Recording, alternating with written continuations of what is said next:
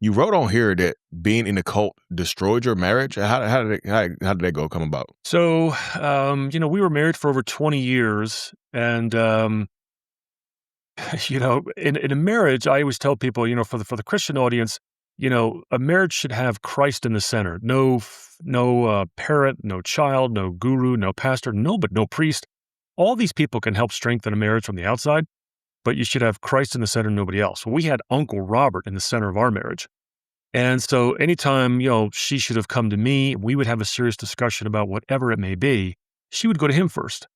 And so she always went to him. He was always the expert in her life, the one that she adored, revered, and most respected. I was probably a distant second until eventually probably a distant third or fourth behind her father, who was also in the cult. So, she listened to him and eventually really left me to draw closer to him. But it took a long time to get there, about 20 years. Okay. So that was one of the questions I asked. Like, so her family was also in the cult as well, like her mother and her father, or just the father?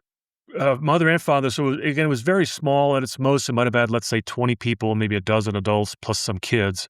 So it would have been Hmm. Paige and her parents, her older brother, a couple of other guys in and out, kind of on the periphery of the cult, and then my children. So it was pretty small, but definitely Uncle Robert would have kind of glommed on in a very parasitic fashion to Paige's parents before Paige was even born. So this is early 70s. Okay, so he's around the same age as her parents were. Correct. Yeah, all three of them would be around 80 at this point. Okay. Oh, right now, so they're 80 right now. Okay. Okay. I was just curious about how that works right there, because like, do you know? I don't know if this is the right question. How they even started? How they even came about? Like that cult. How did they even get started?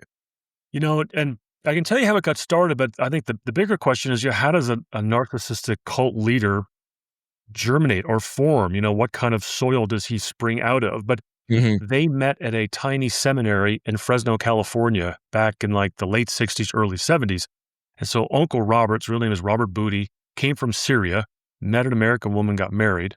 And then when he goes to the seminary, he meets Paige's parents who come down from Canada. And Paige's parents would have been very ripe and ready for a guy like this, a very manipulative, kind of a con artist. And Hmm. so it was a very one-sided relationship uh, from the get-go. Okay. And then, like I said, once it got started, so it was just you said her parents, him. Were there any other adults in there other than you Yeah, as well? yeah. So there would have been a few other people that kind of came and went from the call. They would have been in it for a while, then maybe saw what it was and were able to get out. There was a guy we called Brother Michael. I always describe him as like Batman and Robin. Like Uncle Robert was Batman and Brother Michael was Robin, right? He was the sidekick. So there were a few people like that over the years. So, what were some of the earliest signs that like you've realized now were manipulation, even though like you might have missed them at that point in time? Well, I can tell you when I first met my future father-in-law. So I'm dating Paige. It's like a month in. I go up to northern Idaho where they lived for Thanksgiving. And I'm not in the house 10, 15 minutes. I go down the hall to go to the bathroom and I stand up to go pee, right? My guy. And then as soon as I open the door to walk out, he's standing right there. And he would always stand very close to you. And he said, in my house, the men need to sit down and to pee. You need to sit down to pee because it's cleaner. So clearly he was listening. And then he said this phrase, Lee, that, it's the first time I heard it. And he said it many times over the years. He said, Uncle Robert taught me that. And Mm. so Uncle Robert would teach him everything. There was nothing out of bounds that Uncle Robert would not tell my former in-laws, here's what you need to do. And they followed it. Everything that he told them to do, they did. And so then for me, marrying into this family, that control was, put upon my shoulders. And I sat down to pee for many years, a lot of other crazy things. How does that work though? How does it like? I know you said that the dad started doing that type of stuff. So how does I'm just trying to figure out the mentality that goes into like a narcissistic cult leader right there.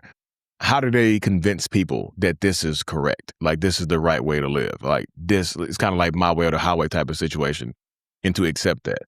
Yeah, the analogy I give would be, Uncle Robert would have thought that he was more Christian than anybody else, more Hmm. enlightened, knew the gospel better than anybody else.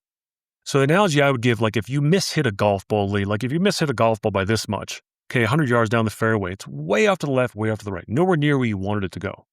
Well, Hmm. Uncle Robert would tee up the right golf ball, if I keep this metaphor going, he would read the Bible, and he knew the Bible really well.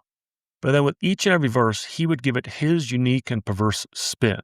Every single verse, year after year after year that we would meet with him. So 5, 10, 15 years down the road, we're nowhere near what the gospel really means. We're really following Mhm. his gospel. So it was a very slow, subtle process that took a long time. And I have to add too, for me, I went along with it to get along with my wife. If I wasn't in love with Paige and you sat me down with Uncle Robert and we had a cup of coffee, after 15, 20 minutes, I'd be like, well, he's a funny guy, but he's nuts. He's kind of crazy. I followed him and I kind of slowly got beaten down and brainwashed because I didn't want to lose my marriage.